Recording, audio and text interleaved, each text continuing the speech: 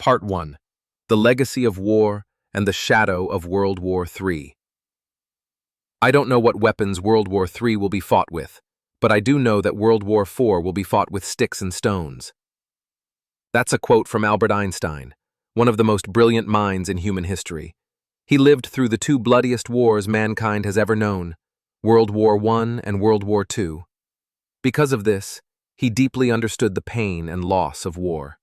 In the final years of his life, Einstein constantly feared that another global war would break out, a war involving the world's most powerful nations and the use of nuclear weapons, one that would push humanity to the edge of extinction.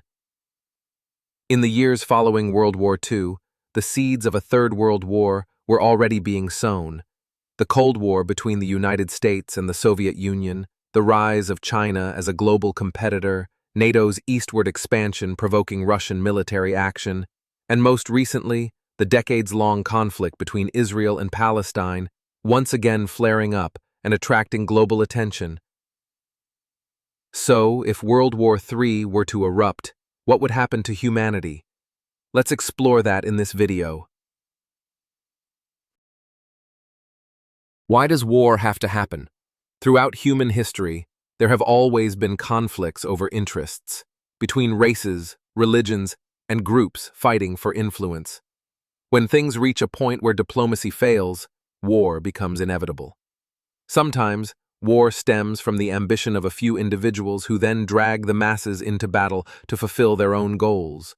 Throughout the history of mankind, the sound of bombs and gunfire has never really ceased. Even today, somewhere on this planet, wars continue to break out, causing destruction of infrastructure, economic damage, and most tragically, the loss of human lives. Despite many large-scale and prolonged wars throughout history, from ancient times to the modern era, only two have truly earned the title of world wars.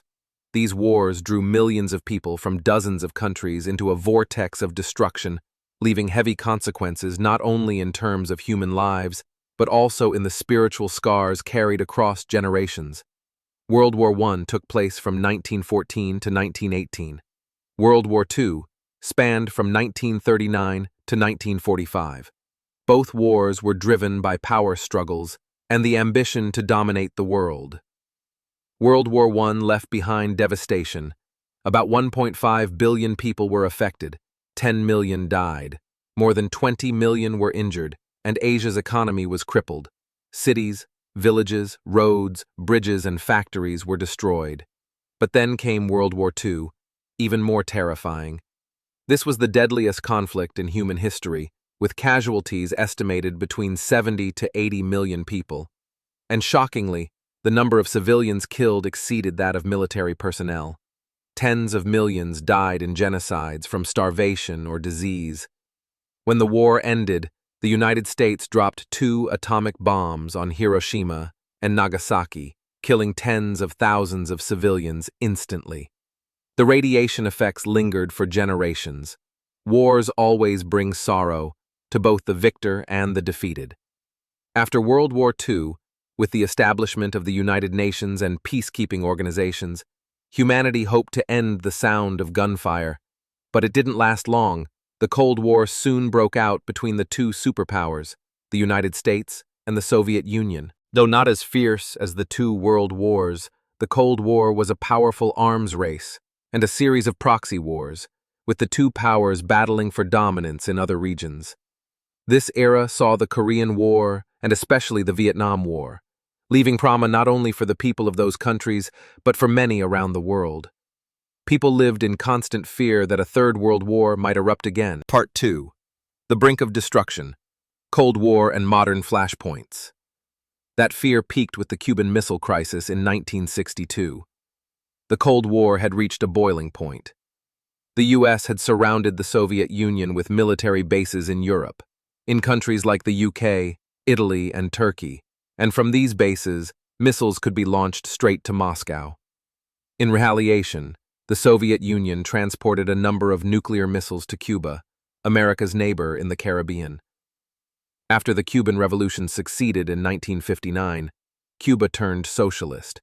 The US saw this as an act of betrayal and cut off diplomatic ties with this Latin American country.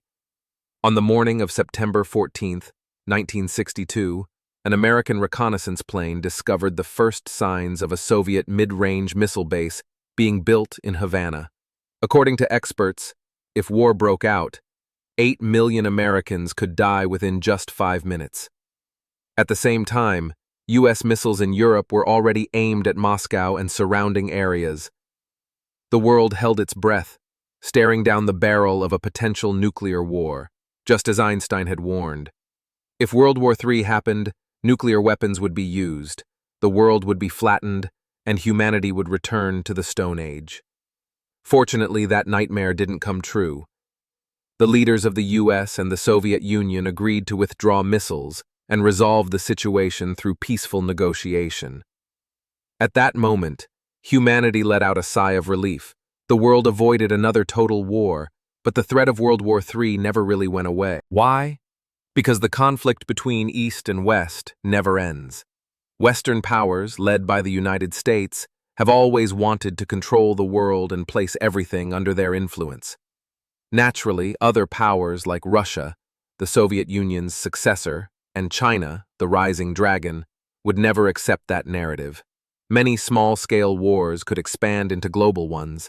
The first potential battlefield is the area wedged between Russia and the West, a series of Eastern European countries such as Ukraine, Latvia, Lithuania, Belarus, Estonia, and Finland in the north.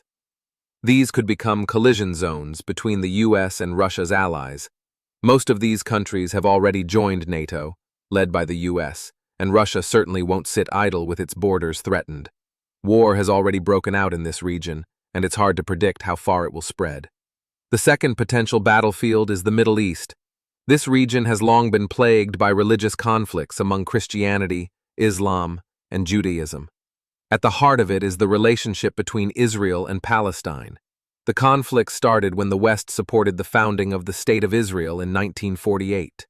The primary reason was the longing of countless exiled Jews around the world to return to their ancestral homeland, to have a nation of their own, recognized by the international community. Eventually, they succeeded, but the land they called homeland was already the home of the Palestinian people, a Muslim population that had lived there for centuries. The Palestinians believed the Jews had returned to take their land, especially the holy city of Jerusalem, which is sacred to multiple religions. The recent escalation of conflict between Hamas and Israel shows how difficult it is to resolve this issue. Thousands of civilians have already died, and violence is on the rise. Part 3. Asia-Pacific tensions and the question of survival. The third potential battlefield is the Asia-Pacific region, involving the rising power of China. The US fears that this dragon may challenge its global dominance, so it has been encircling and containing China with a series of alliances: Japan, South Korea, Taiwan, and the Philippines, to name a few.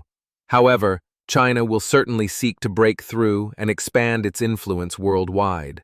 It is targeting far-flung regions such as Africa and Latin America, traditionally seen as the West's backyard. And sooner or later, these two giants, the US and China, are bound to clash.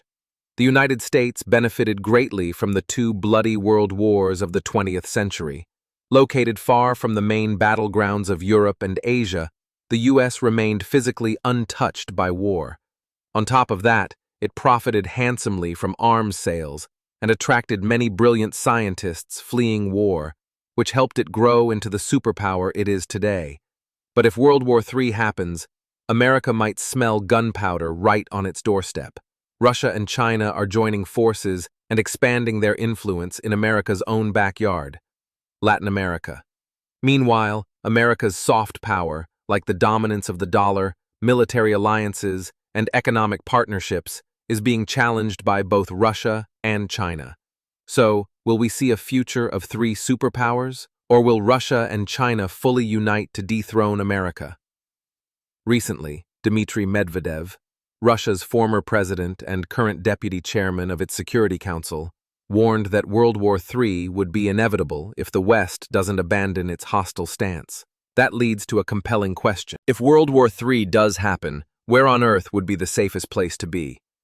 There are a few potential answers. Most are remote island-based and geographically distant from the major powers that could trigger a global conflict. First is Iceland, a far northern country with a location that keeps it well away from global threats like the US, North Korea, Russia, and Iran. Similarly, New Zealand, with its isolated island geography, abundant natural resources, and self-sufficient economy, could remain stable even if cut off from the world. Other options might include Switzerland, Iceland, and some Nordic countries. However, since Europe was the central battleground for both previous world wars, complete safety there is never guaranteed. In the end, no one wants war. It's a horrific scene where millions of families are torn apart. The physical and psychological toll lasts for generations. There is no true victory because the cost is far too high. The world is holding its breath. The future remains uncertain. But we all hope, with everything we have, that a third world war will never happen. Thanks for watching Times View. Until next time, goodbye and take care.